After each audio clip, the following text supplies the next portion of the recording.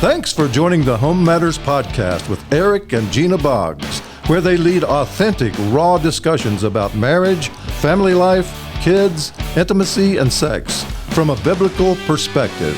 Now here's your host, Eric and Gina Boggs. Well, hello again from the HomeMatters podcast. Welcome. Yeah, we're glad to have you. I'm glad you're here. Glad you're here too. Always good to be with the folks out there listening. Absolutely. I'm sure they're in the hundreds of thousands that are probably listening. That's right. We hope. Hey, but if one hears and it makes a difference, that's enough, Makes right? a difference for somebody. All right, it's a love month. Yeah, this is February 8th, and again, if you haven't already gotten your Valentine's a Valentine, you've got 6 days, so you better get after it. You better get it done. Do not wait until the last day, because you get the leftover cards that really don't make any sense. But you get the good sales. Are you kidding me? You just wait for the good. No, that's just on the stuff that don't matter anyway. It's candy. But that doesn't go on sale until after, so if you wait No, that long. I've found it cheap before. This is terrible. So all the stuff I get for Valentine's is on the sale, The right? things that matter, the little bling or whatever you may get with that is Big the stuff bling. that matters, yeah.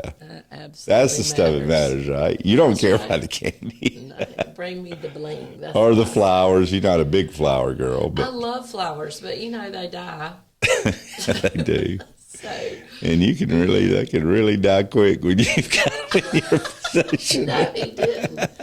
They do. Oh. They do.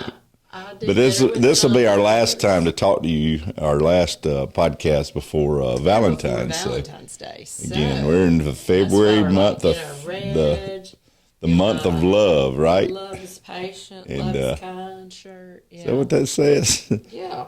Love, well, it believes all things. Oh, it bears, all believes, things. hopes. Yeah, it Yeah. does. All that good stuff.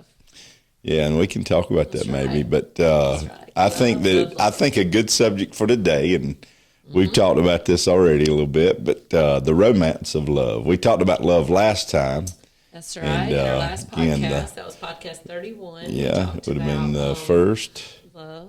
That's Yep. right. Talked about it then, and Kind so of how 1 Corinthians 13, the love chapter, how Yeah. we can apply that to our lives individually. Mm-hmm. Yeah, just kind of plugging our name in there. right, did the love test, right? That's right. For love everybody. test. But this is more, Yeah. romance of love. Yeah, this is again we think that a lot of times, especially this time of year, people are a little more probably open, acknowledging love, For some, romance. it's like the one day of the year. Yeah, it's the most wonderful time of the year. Or For the love. some of them but- sing Valentine's comes but once a year. Isn't that a Christmas song? I think. Christmas not comes but Valentine's once a comes year. once a year. Christmas comes once a year. That's Yeah. Christmas song. So. But hopefully you aren't that person that, is Right. just romantic and thinking about love one time. Yeah, I hope not. Hope And, not. No, that's not good. That may be something you get stuck in along the way, but again, we hope you listen to Home Matters and break out of that, because again, we do believe that especially during this time, again, the emotion of love, that's about that a something little that bit. is good, right? It's Yeah, you get to not feel bad. You get to feel it sometime. I like to feel love. And, I like to feel loved. Yeah, Yeah. and you like to feel love as well, right? I do. I'm thankful that I love. We've used that word a lot. I love chocolate, but You do. He does. it's not the same as I love her, or I hope not anyway, Yeah, right? I We hope hope not, that that's too. not. I hope you don't love your dog like you love your wife. Speaking So, of chocolate, I'm going to check and just see if I can get some discounted chocolate for you for Valentine's Day. we're doing Version of love. But we're doing a fast right now, intermittent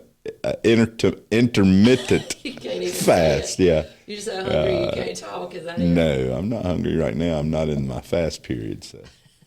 Again, but with that, we'll have to be careful. You have to be careful what kind of cheap candy you buy me. So, Okay, I'll keep that. but in mind. again, Okay, it is a wonderful thing. And again, we're glad. We're not against St. Valentine's. We're not against the love. That's right. All the background with that. We're not against any of that. We believe it's something that should be shared and enjoyed. And that's kind of what we want to talk about today, leading into Valentine's. Again, we we talked about 1 Corinthians 13, and love chapter.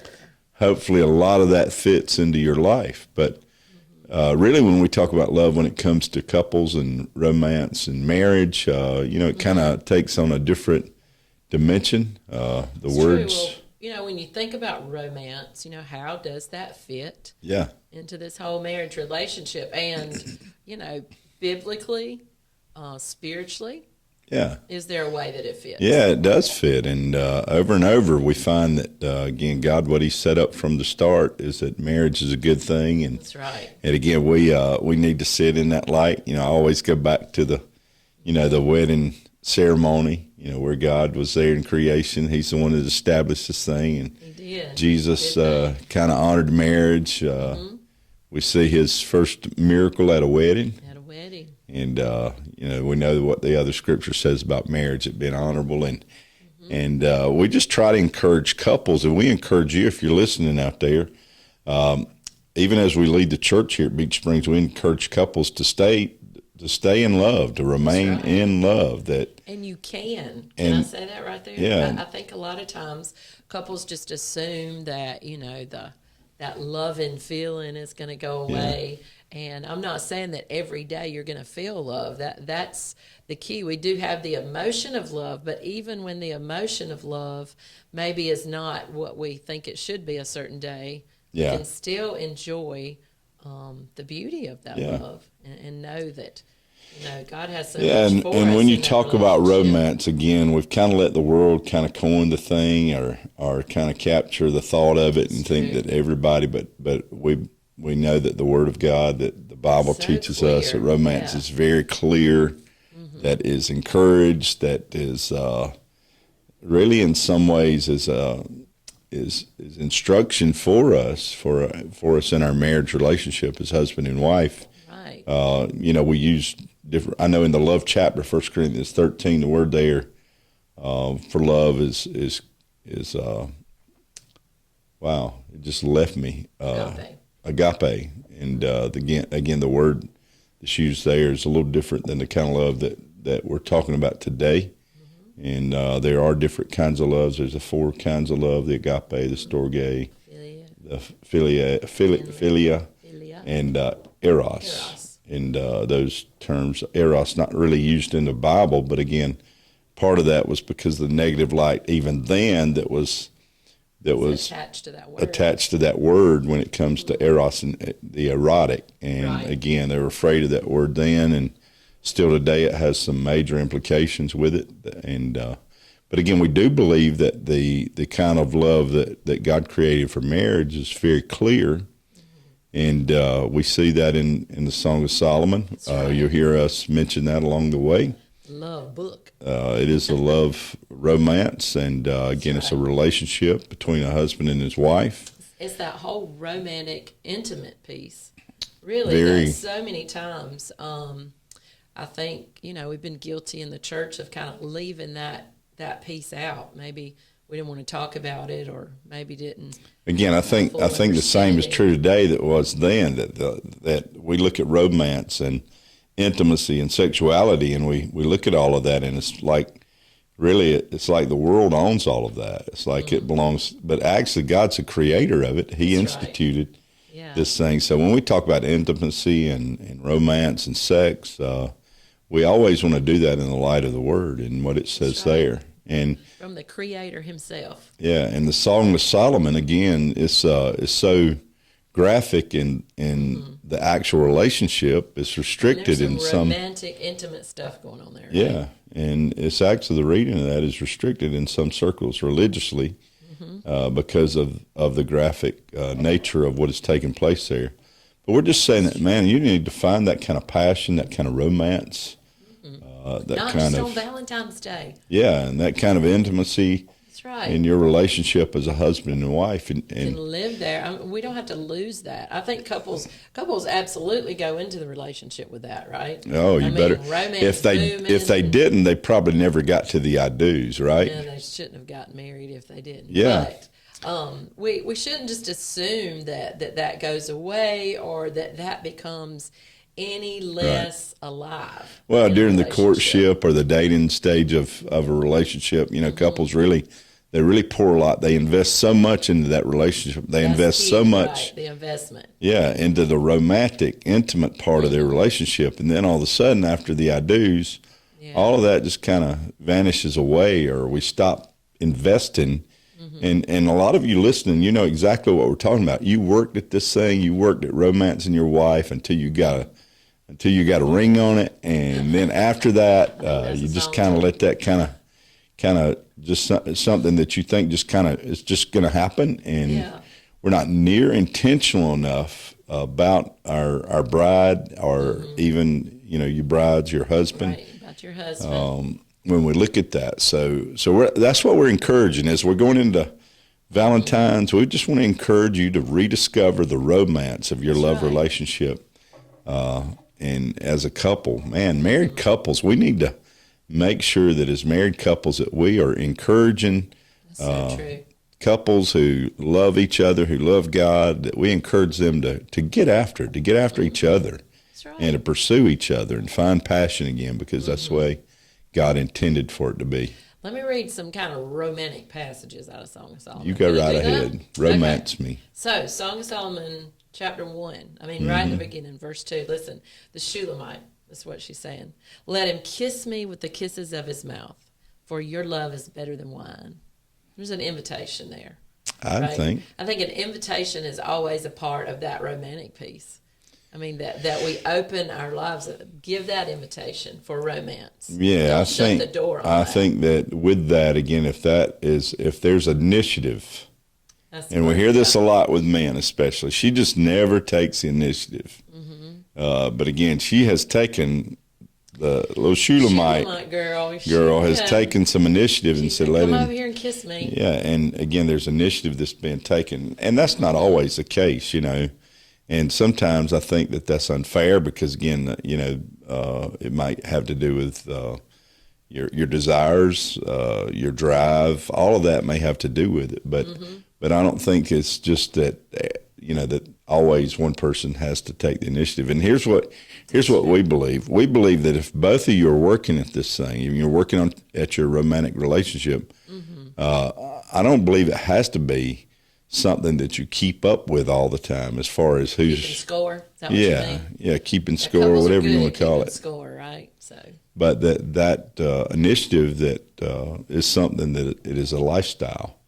And Gary Smalley, never forget what he said. I think it's Smalley or Chapman. I get those two mixed up. Where he said that foreplay takes place 24 hours a day. And there was a book, Foreplay Starts in the Kitchen, or something like that. Yeah, who was that? Smalley. I don't remember. Boy, we're past that. Sorry, Chapman and Smalley, we aren't Yeah, giving we're you misquoting somebody, but kudos right there. But again, what they're saying is that romance, that nurturing of intimate relationships should be something that's taking place all the time. And we hope we want you to buy our gift, right? We want you to buy flowers and candy and all that stuff. Get him some candy. For Valentine's, again, do some things. Go out to dinner. Or, bring dinner have home. a date. We've done that before. Get a babysitter. That's right. All of that's important. We're not taking away from that. But what we are encouraging you is to find out during this month as we kind of look at some of the stuff that we encourage you to find that as a reality for your life on a regular, on the norm, right? On the daily. So it's not something that waits until a special occasion like Valentine's or maybe an anniversary or, a vacation or a trip. But those special days. You can live really a life that's given to romance. Yeah. And that just kind of sounds crazy. I know to some, you're like, a wife of romance. Yeah. No, but I think really married people. couples, Listen, let's stop there for a minute. I think a lot of times we grown-ups, we think that's silly. I know we think that romance and marriage, especially, I think a lot of people not needed. Yeah, I think that people get so stoic and so bored with the life. I think they get so stale that anybody. So busy, I think, a lot of things, but they can look at anybody that has a romantic relationship and almost look at it with some disdain or kind of diminished, like it's not that big a deal. And again, I would say that if that's you and you don't see the importance of it, It's like Jimmy Evans said, even with sex, he said, if you don't think sex is important, just ask the folks who are not having any. And again, that's something that, again, we don't like to address that. That's the big taboo, especially in the church is something that we stay away from and we don't address. But again, when you do that, we say this, you really dishonor and you cheapen what God placed a high premium on. So true. And that is your intimate sexual relationship between a husband and his wife. That's right. I mean, God created it, and this is the only place, where there's the sex, the intimacy, the romanticism. I mean, this is the only person on earth that I have opportunity to be romantic with. That's right. Right? Those invitations. So there's only one place it should for be. that. Right. Better be. Yeah. Right? Yeah. One place for that. So we can't downplay, I think, when God gives us scriptures like this in the Word. Let me read the other one. Song of Solomon chapter 2, verse 6 says this. Look, his left hand is under my head. His right hand embraces me. I mean, that is a romantic, intimate position. It's a caress. It's a embrace, right? Yeah. And again, that shouldn't Not just an embrace that you're going to have with just anybody. That's right. Right? But this one earthly relationship that God has given us to experience the closeness, the intimacy, the oneness, and this romance we're talking about. Yeah, and I think that when we don't place value, when we don't seek that out, where we don't pursue that in marriage, I think that is where so many couples kind of lose the romantic, the romance in their love relationship, their intimacy, their intimate relationship begins to digress. And again, that's where the boring comes in. Yeah, just the mundane, that we just living together, really just in the same house. Yeah. Just going through the motions and the busyness of life. But man, I just believe this romantic piece just brings life not only to your marriage relationship, but to your life in general. Without romance and intimacy in this relationship, there's no way that we can grow. To be intimate is to know one another. Right. And again, there's no way that you can know your spouse, you can know your husband or know your wife to the degree that is needed and necessary for your relationship to grow strong as God intended. Right. Unless there is that intentionality, that nurturing, that feeding. All that going on. Well, there's not much different with this relationship and any other relationship that we have. Right. You mean it when it's not any different? Right. Yeah. When there's no romance there, when that intimate piece is missing, then there's nothing much that's different about our relationship than any other relationship we have, than any other business relationship or associate or whatever. Because that intimate piece, that sexual piece, physical part, again, this is the only place for that in our life. So that's what takes this relationship to another level. Yeah. Where we grow to that. And as you said, I think you said already, we have to nurture that. We have to feed that. You got to work at it. You got to be intentional about it. You got to work it. Got to work it. Yeah, you got to take the time that it takes to invest. You already said it. Might need to put some money in. Yeah. Might need to Well, some again, money. You spell relationship, right? T-I-M-E. You take time. Or you spell it M-O-N-E-Y. Any relationship is going to cost you if it's going to grow. What was that one? B-L-I-N-G. Bling. You can spell it bling. That's what you like. Well, to each his own. I'm just saying that, and I think it's important to make this point because this is a costly relationship right here. But it's big. It's nice payback, right? Oh yeah, yeah. No, I think that some people, and this is true. I think some people just have more of and I don't know how to say it other than romantic personality or disposition. Maybe, they're just more tuned in to maybe doing the little things or saying the things. But I do think that even as a couple, you just say, oh, I'm just not the romantic type. That just doesn't matter to me. I think you can grow into that until you're a couple that you understand the importance of that. Let's say it like this. I'm not, my love language is not physical touch. I'm not touchy-feely. Yeah. I hear that. And I get that. Everybody's not the same. Gifts. I don't care if I get a gift or, Everybody's not the same. But if your love affair as a married couple, if the romance of your relationship is not increasing and it's not becoming more passionate, all we're saying is this: then you're not moving in the right direction. You're missing out. We can put it that way. You said that about a love affair. Jimmy Evans wrote a book, so good, Lifelong Love Affair. Yeah. And I believe in marriage. That's what it's supposed to be. Supposed to be lifelong. I mean, from the I do until and if death you're at a part, place where it's not there right now, hey, it's a good place to start. That's right. I mean, you got to work. You hear Jimmy Evans. We talk about it. I mean, we talk about it. It's out of the crisis that we became. That's right.